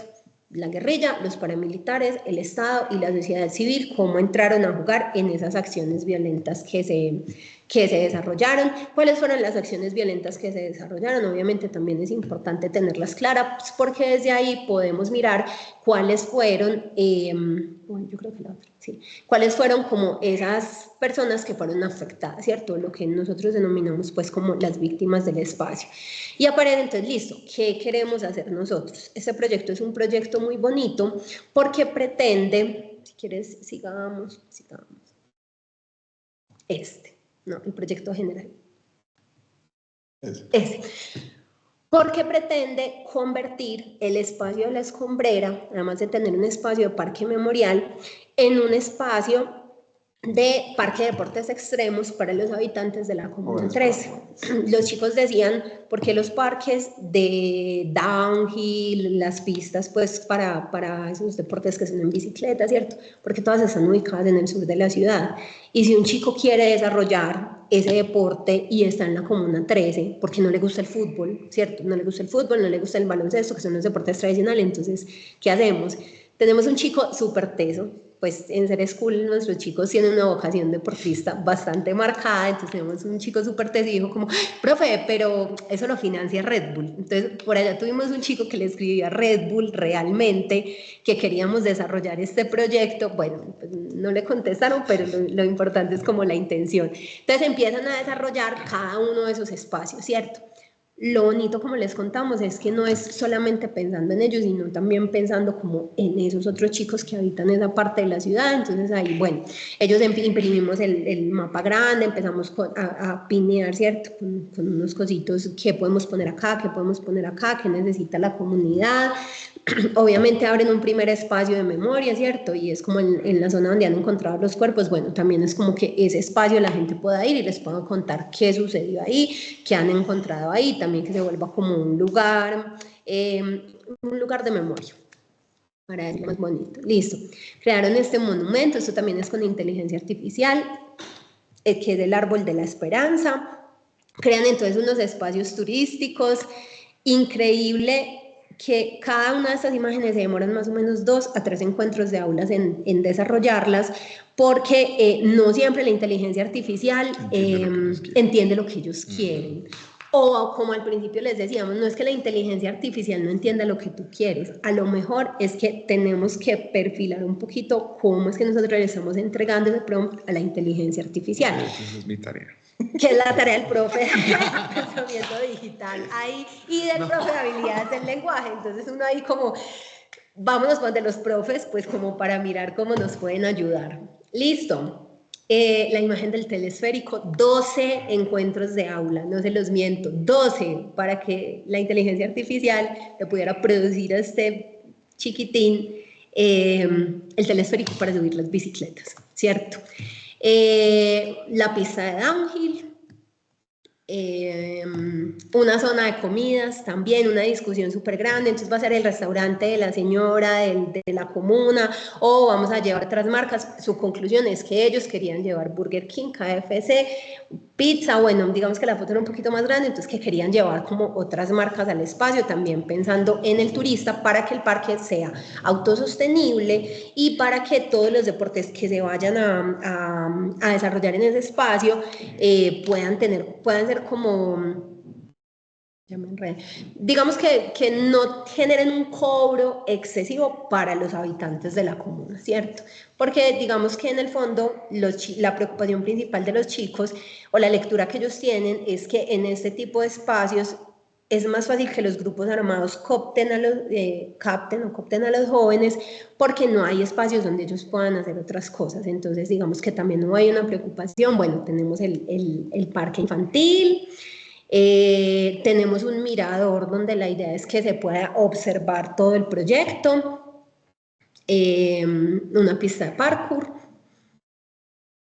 un gimnasio de calistenia, que también les gusta mucho, la pista de danza urbana, reconociendo que en la Comuna 13 hay una alta población de habitantes afrocolombianos y que ha tenido mucha fuerza o tiene mucha fuerza, pues ahí digamos que tuvimos contacto con un grupo muy bonito que se llama Urban Afro Dance, que ha venido en 3 oportunidades al colegio a compartir con nosotros algunos espacios. Entonces también ahí como quienes se necesitan la pista, esta imagen sí, esta imagen no, bueno.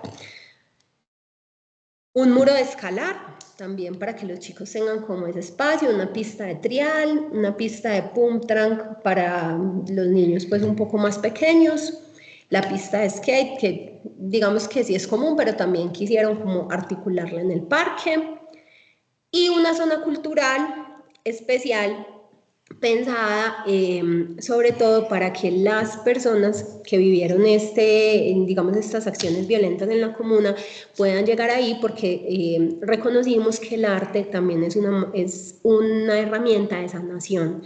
Entonces se propone como unos talleres para los chicos y también para esas madres en escultura, en pintura, en música, para que puedan como compartir ese espacio. Bueno, y la última pregunta que le salió a los chicos a 2 días de presentar el proyecto. Faltaban 2 días y era, eso no se puede hacer con cualquier bicicleta. O sea, eso no es como la bicicleta que yo tengo en la casa, no, o sea, hay que tener unas bicicletas. Y dijimos, claro, llevamos un montón de tiempo pensando en esto y nadie pensó en las bicicletas. Entonces, bueno, hay una conversación bastante interesante, ¿cierto? Entonces vamos a prestarle las bicicletas sin nada, pues no tiene que pues, solo dejar la cédula. No, porque entonces no las van a cuidar, entonces mira que en la Universidad Nacional pasó eso, que tenían bicicletas, que en Enciclo, bueno, entonces el referente que buscamos fue Encicla, que es un programa de la Alcaldía de Medellín que tiene ese préstamo de bicicletas. Entonces, listo. Entonces, ¿cómo funciona Encicla? Entonces, entrar, leer entre todos, indagar, mirar, bueno, y acá, ¿cómo lo podemos hacer?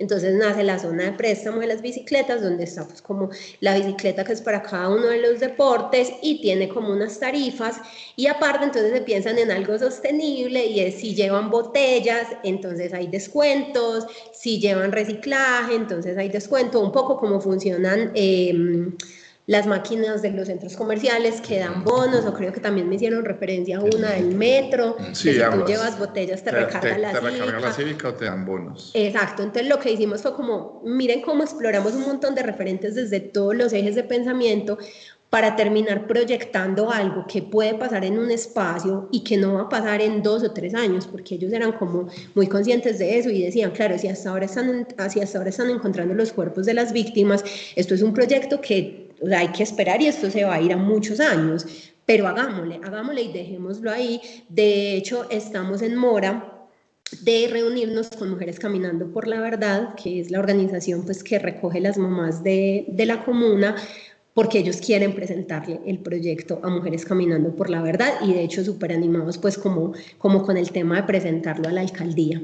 Entonces, bueno, esa es como la experiencia más tangible que hemos venido desarrollando en este tema de llevar a los chicos a pensarse en cosas que podemos desarrollar en espacios, que no es algo que vamos a hacer ya, sino que se proyecta y que los llevan a no pensar solo en ellos, sino a pensar en el otro. Listo. Y que también, como lo veíamos ahora y lo hablábamos ahora, que muchas veces el presente también nos termina dando ese insumo principal de lo volátil y lo cambiante que es para nosotros podernos proyectar, como por ejemplo lo que nos pasó en el Pinar hace poco, desafortunadamente, de cómo incluso esta misma situación social y esta emergencia ambiental también nos lleva a nosotros a pensarnos entonces qué vamos a hacer y cómo podemos diseñar esos futuros, cómo podemos organizarnos como sociedad, cómo podemos proyectarnos, no para cambiar lo que ya pasó, sino cómo podemos mejorar y cómo podemos transformarlo. Entonces, en un ejemplo práctico, para que también lo hagamos aquí en vivo y en directo, porque claro, uno dirá, no, pues que desde el papel suena muy bonito y profes, ustedes han tenido todo el tiempo. No, vamos a hacerlo también, vamos a también hacer ese ejercicio, por ejemplo, en el aquí y en el ahora, tomando esta situación del Pinar y, por ejemplo, cómo podríamos codiseñar desde el presente comunidades resilientes y seguras en zonas de riesgo como el Pinar, que integren la memoria de lo vivido, la sabiduría del territorio y la innovación climática para prevenir nuevas tragedias y favorecer futuros sostenibles ambientales para sus habitantes. Entonces, digamos que en ese mismo ejercicio pues, que hacemos acá, nos planteamos esa pregunta entonces, y es importante, tenemos que datearnos, y creo que Gina, dentro de todo lo que nos explicó con Onta House, ha sido sumamente importante, y también lo vimos al inicio de la conversación cuando yo les hablaba acerca de qué es esa información que el pasado nos da, qué es eso, cuáles son esos insumos que tenemos y por qué debemos hacer ese mirar hacia atrás, ese alto y mirar hacia atrás. Pues si nos damos cuenta que el pasado 23 de junio en la madrugada tuvimos un escenario de una tragedia climática devastadora en los últimos años para el Valle de Aburrá, que no solamente implicó esa parte de Bello, sino también unas zonas en Medellín por esa ubicación geográfica, donde un deslizamiento de tierra por unas lluvias torrenciales de más de 36 horas favorecieron un poco más esa inestabilidad que por cierto ya estaba, ¿cierto?, en el terreno, arrasando con decenas de viviendas, dejando al menos 25 personas fallecidas y más de 1.900 personas afectadas con desplazamientos forzosos, que a veces relacionamos el desplazamiento forzoso con lo violento y no necesariamente.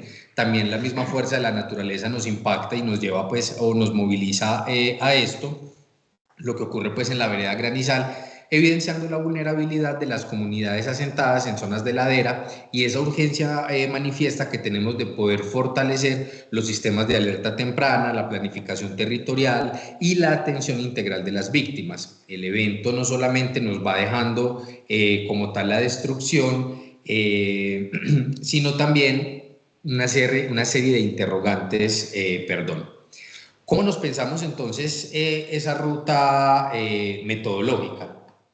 Yo creo que, bueno, digamos que en la experiencia que hemos tenido con Onta House, lo primero es analizar las causas de lo que sucedió, ¿sí? Y si bien es súper importante el informe que entregó la Universidad de Antioquia, creo que fue hace 4 días más o menos, donde digamos que ya terminan con el análisis de lo que sucedió desde lo geográfico y lo ambiental, también es devolvernos en la historia y es analizar, bueno, ese Pinar de dónde sale, porque finalmente ese Pinar obedece o hace parte de una serie de asentamientos de refugiados internos que se generan en la ladera de la comuna nororiental y centrooriental, y que en su mayoría son habitantes que vienen desplazados de la zona Urabá, de la zona de la región de Urabá en la década de los 80, con todo este fenómeno de la Unión Patriótica y del genocidio. Entonces, listo, ¿qué hubiese pasado si en Urabá no se hubieran dado esas cosas, ¿cierto? Bueno, ahí súper importante y no lo hemos mencionado y pues no está aquí sentado en ese momento con nosotros, pero también ha sido un pilar fundamental, el maestro del seminario de economía política, porque también desde la política es no solamente cómo lo analizamos, sino cómo realmente podemos aterrizar estas propuestas, ¿cierto? Entonces, ¿dónde está el papel del Estado? ¿Dónde está cuál es la función social del Estado frente a todas estas cosas que suceden? No solamente quedándonos como en la violencia, sino también en este tipo de desastres naturales. Entonces, ¿dónde estaba el Estado cuando esas personas tuvieron que llegar desplazadas? ¿Dónde estaba la administración municipal para poder dar o entregar las ayudas necesarias para la reubicación?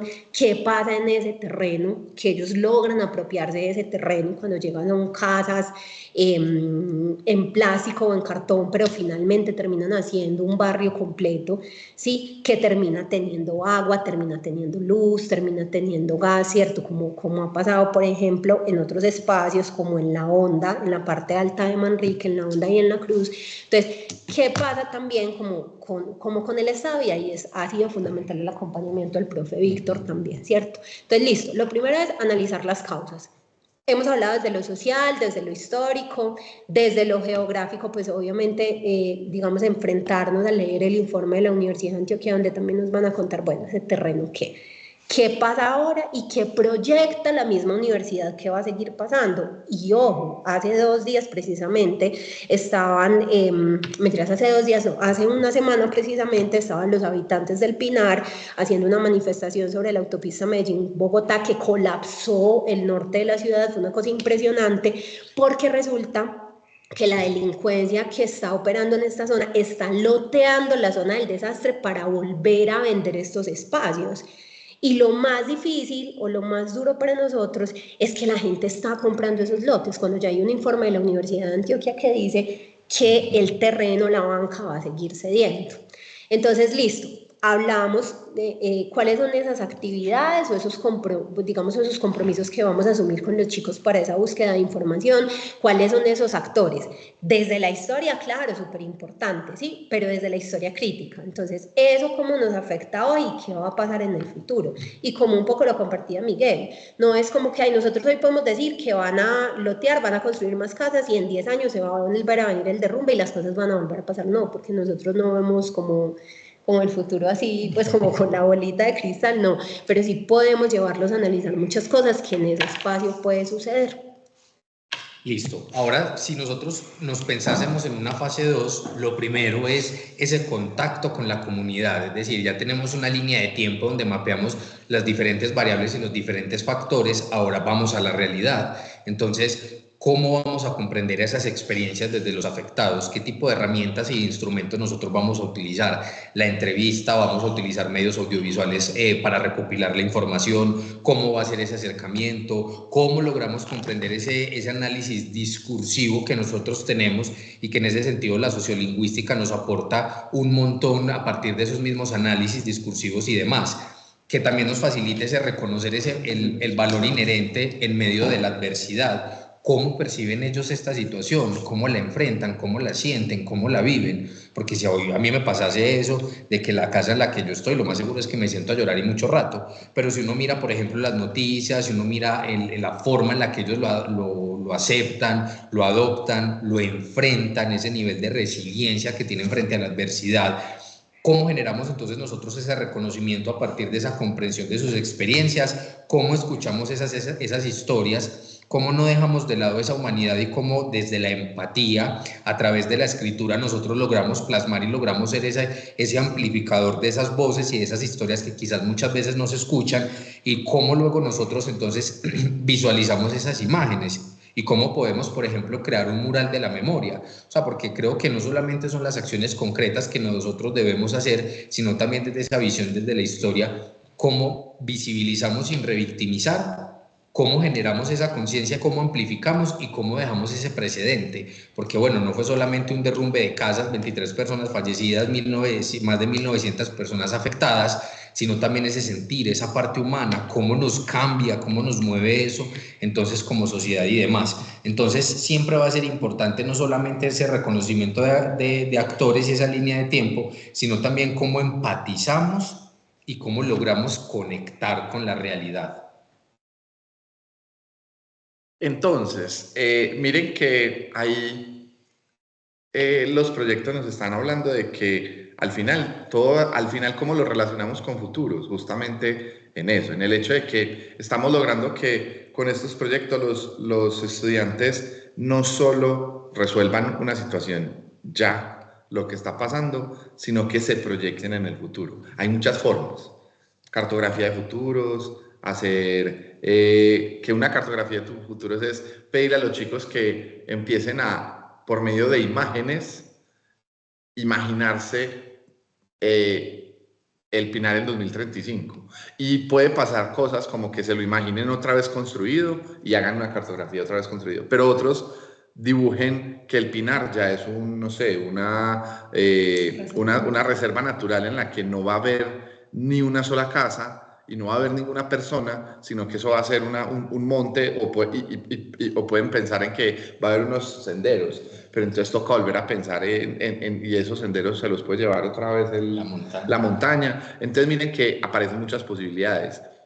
Hacer una tormenta de escenarios, por ejemplo, decirles, piensen en el escenario del Pinar y uno muy positivo, uno muy catastrófico, uno simplemente el que pueda que pase, que lo más seguro es que otra vez construyan y no sé qué. Y miren que empezamos otra vez a hablar de las formas de mirar el futuro. Y para poder proyectar ese futuro, mirar en dónde estamos.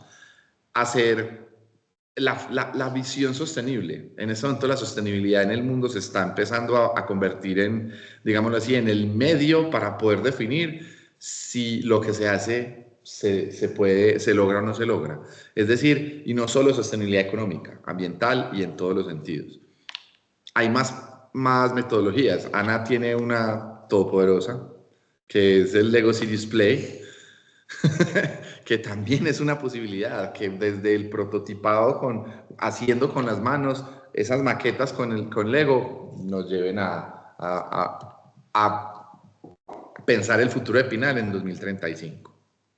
Listo. Y ya por último, entonces, ese diseñar soluciones con propósito y con innovación. Entonces tenemos la ideación de proyectos, tenemos el diseño de prototipos, la validación con expertos y ese plan de implementación, tal cual como nosotros lo realizamos y lo seguimos realizando con el proyecto de Onta House, que como lo mencionamos es un proyecto vivo que sigue continuando, que lo seguimos adaptando, pero que en ese mismo ejercicio así en vivo y en directo, pues digamos que esta sería como la ruta metodológica.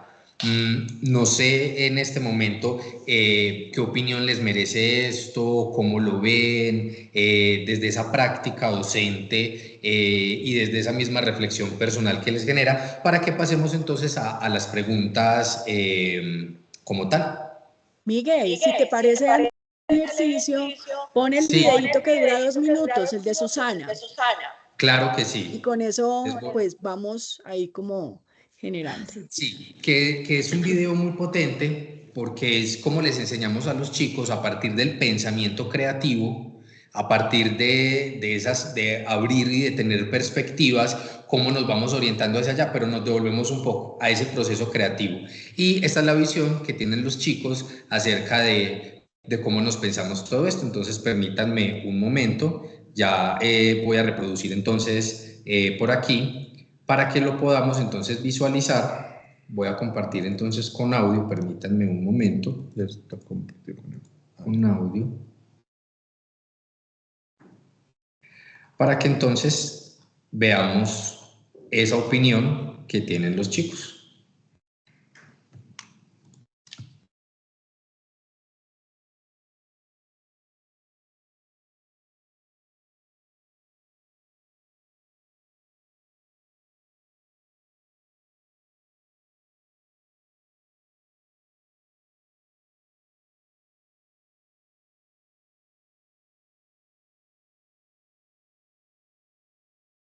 Emprendimos un viaje. No sabíamos con certeza a dónde nos llevaría.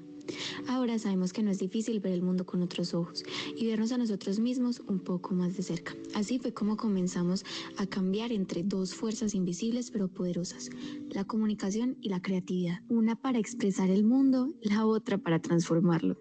El caos creativo. Pronto entendimos que la creatividad no es lineal, es caos. Pero no cualquier caos, es un desorden gigante, un espacio incómodo donde todo puede empezar de nuevo. Nos enfrentamos a un rostro, que no era un rostro, y desde ahí construimos marcas, textos, ideas y hasta nos inventamos versiones de nosotros mismos en objetos. Porque crear algo no fue solo hacer, fue reconocernos, fue permitirnos fallar, cambiar, volver a intentar, y en ese intento aparecieron chispas que nunca habríamos imaginado. Lo que nos mueve. Hicimos una pausa para observarlos por dentro. Creamos una caja no literal, pero sí es una que guarda lo que nos enciende por dentro, lo que alimenta la imaginación y también lo que la bloquea, porque la creatividad también se apaga. Y ahí fue donde aprendimos a crear nuestros propios antídotos: música, recuerdos, colores, silencio. Cada quien descubrió su manera de volver al centro, de reconectar con esa parte que quiere crear desde lo auténtico, futuro que imaginamos. Luego llegó la pregunta que parecía sencilla, pero no lo fue. ¿Cómo te ves en 10 años? Y nadie respondió con cargos o títulos. Respondimos con pasión, con sueños, con acción. Visualizamos futuros deseables, escenarios donde nuestra esencia encontrará propósito. Nos proyectamos cambiando algo desde lo que nos gusta, desde lo que nos importa. Y entendimos que el futuro no se espera, se construye desde hoy. La diversión que nos sostuvo. Pero si algo sostuvo este viaje fue la risa, el juego y la diversión, porque también fuimos un equipo que bailó, que cantó, que celebró cada idea y cada ocurrencia. Nos reímos del caos y en el fondo sabíamos que en ese momento también era creatividad, la del alma ligera, la del cuerpo en movimiento, la del grupo que crea, que confía, nuestra esencia, y de todo esto, del caos, de los sueños, del juego, pensamiento crítico, nació algo más que un proyecto final. Nació un reflejo de todo lo que descubrimos este año. Ese recordatorio de que lo que somos tiene valor y que podemos poner nuestra creatividad al servicio de algo real. Hoy cerramos este ciclo, pero nos llevamos más de lo que mostramos. Somos herramientas, preguntas, nos llevamos versiones más honestas de nosotros mismos.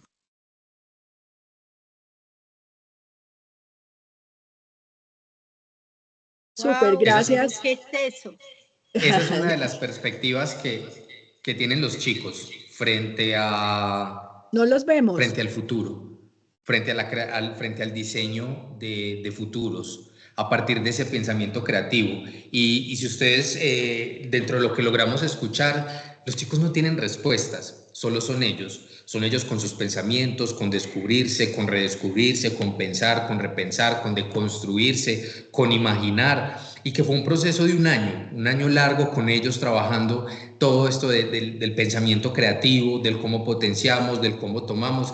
Y el reflejo que nosotros también podemos tomar de esto son esos proyectos. El hecho de la utilización de la inteligencia artificial, de dedicar sesiones enteras con los prompts, con las imágenes que nos generan, con el cómo nos lo pensamos, de cómo hacer, por ejemplo, de una escombrera incluso parques, de hacer o tener los momentos de memoria para que las personas recuerden. Todo eso se debe precisamente a esa apertura y a esa posibilidad de que los chicos exploren su pensamiento creativo, de que lo puedan potenciar y de, como lo decía Juanes ahora, los ABP, esos proyectos que son tan potentes en el aula y que incluso a veces solamente lo delimitamos a un solo saber. Vemos como cuando los saberes se pueden articular, cuando los saberes pueden trabajar de manera mancomunada, podemos tener un producto que no es del maestro, es de ellos. Es su creación, fue su esfuerzo, fueron sus ganas, fue su entereza, y bueno, nos alegró un montón haberles compartido esto, y qué mejor manera de haber cerrado con la misma percepción de los mismos chicos a través del video. Bueno, muy bien. No sé, mi Claudita, tenemos 10 minutos. Muchas gracias, chicos, por digamos, por este abrebocas, que creo que... Ah, pero si pongan, por favor, si quieren, el QR para que la gente pueda, los que quieran, puedan descargar el material que está allí frente a todo el tema de pensamiento de futuros, por si les interesa, digamos, ahondar. Claro que, Claudita, te podemos enviar igual presentación y ahí va pues como el material, ahí va como el QR y demás para que los que quieran puedan aprovecharlo.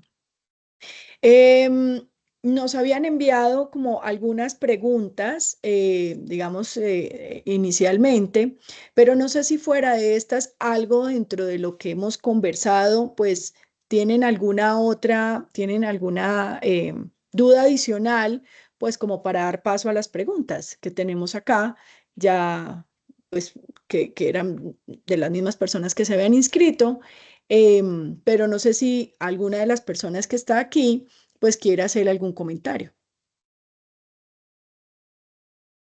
Yo quiero hacer uno, Ana. La pregunta es, o sea, como hay una edad inicial para empezar el pensamiento de futuros, pues claro, estos chicos son grandes, ya no sé, eran de noveno, de qué año, de qué edad eran. Sí, de escuela media, media superior. Exacto.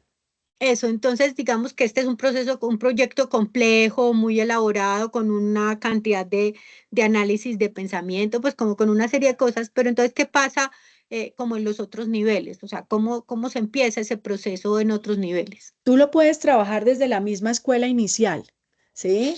Porque el solo hecho cuando, por ejemplo, dos niños, es que la forma en cómo redactes las preguntas va conectando con ese futuro o esos futuros, ¿cierto? Entonces, por ejemplo, dos niños en el descanso, que están dos niños pequeños, que el uno agarró el juguete del otro. Esas conversaciones las tenemos, pero no estamos siendo tan conscientes, porque nosotros sí nos devolvemos y preguntamos, bueno, ¿qué pasaría si hubieras buscado a la maestra?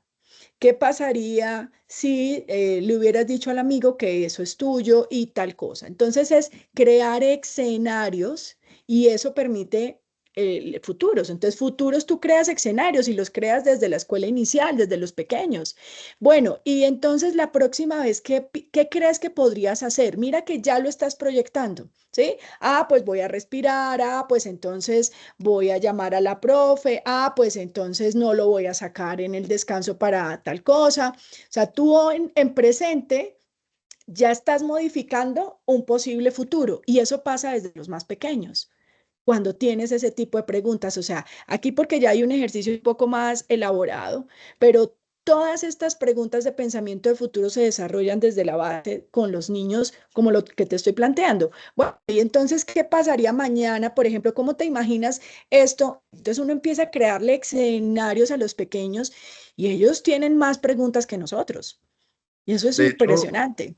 Ana, y una cosa muy poderosa, y es que ellos, los niños, son muy creativos. Y una cartografía de futuros le va a permitir a los chicos de primero perfectamente que ellos dibujen, que expresen con su dibujo lo que se imaginan que va a pasar. Perfectamente funciona.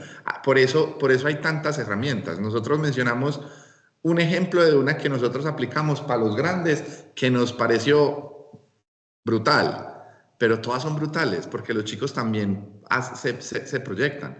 A los chicos de escuela media, un séptimo, octavo, noveno, uno ya puede empezar a hablarles también de cómo se proyectan ellos personalmente. En las experiencias que tuvimos hablábamos de eso, de que tú te puedes proyectar a 10 años atrás, pero tienes que mirar 10 años adelante, pero tienes que mirar 20 atrás.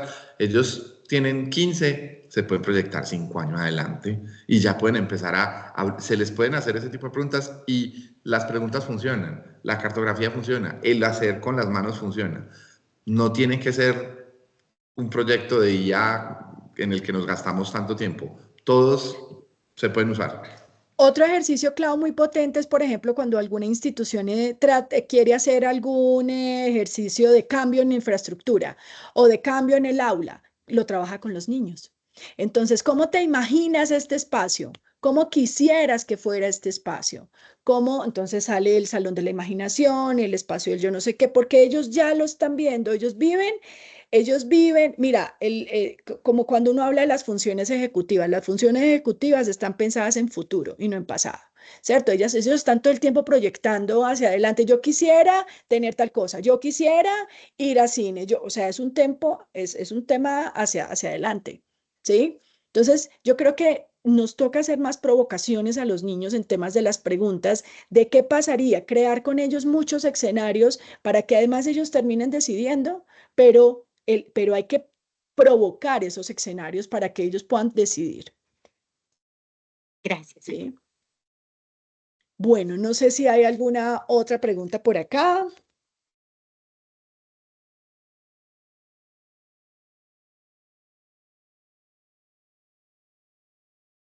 Bueno, por aquí había una pregunta, pues hay varias, pero quisiera como, pues en aras del tiempo,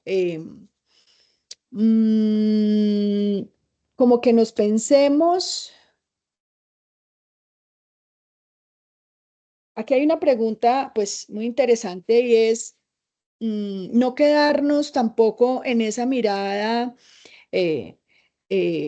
catastrófica, pero sí pensarnos que el pasado ya estuvo, que hay que agradecerlo. Tú no lo puedes cambiar, pero tú sí puedes cambiar lo que pasa hoy y lo que pasa hoy son los impactos que vas a tener después. Entonces, una de estas es cómo crear futuros posibles sin obviar el presente, chicos. ¿Cómo crear? Y ustedes lo hablaban ahora, ¿cierto? Entonces vivimos en ese presente, pero ¿cómo crear esos futuros posibles sin que obviemos eso que está pasando hoy? ¿Sí?